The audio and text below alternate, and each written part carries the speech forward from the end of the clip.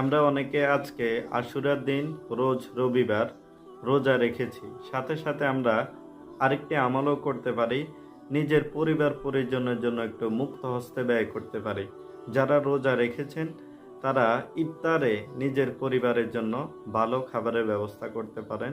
আল্লাহ রাসূল সাল্লাল্লাহু আলাইহি ওয়াসাল্লাম বলেছেন, মান ওয়াসা আলা আয়ালিহি ফিন নাফকাতি ইয়াউমা আশুরা ওয়াসা আল্লাহু আলাইহি সাইরা সানাতিহি। যে ব্যক্তি আশুরার দিন নিজের পরিবার পরিজনের জন্য মুক্ত হস্তে ব্যয় করবে, আল্লাহ তাআলা সারা বছর তাকে সচ্ছলতা দান করবে। এবং এই দিনে 10 মুহররম আশুরার দিবস উপলক্ষে শিয়া সম্প্রদায় এবং বাংলাদেশেও কিছু লোক আছে যারা এই দিনকে শোক দিবস হিসাবে পালন করছে। হযরত হোসেন রাদিয়াল্লাহু তাআলা আনহু এর মৃত্যুতে তারা শোক দিবস পালন করছে। এটি একটা অনইসলামিক কর্মকাণ্ড। আল্লাহ রাসূল সাল্লাল্লাহু আলাইহি ওয়াসাল্লাম বলেছেন, ইসলামে জন্ম দিবস, মৃত্যু দিবস, শোক দিবস বলতে কিছু নেই।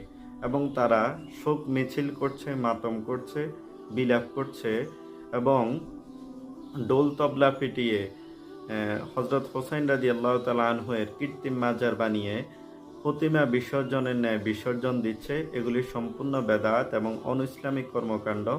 আমরা আমাদের ঈমানকে সম্পূর্ণ বেদাত এবং শিরকি থেকে আমরা আমাদের ঈমানকে রক্ষা করব। এটা আমাদের মুসলমান হিসাবে কর্তব্য। আল্লাহ তাআলা আমাদের সবাইকে আমল করার তৌফিক দান করুক। আপনি যদি চ্যানেলে নতুন হয়ে থাকেন তাহলে চ্যানেলটিকে সাবস্ক্রাইব করে ভিডিওতে একটি লাইক দিয়ে সাথেই থাকুন।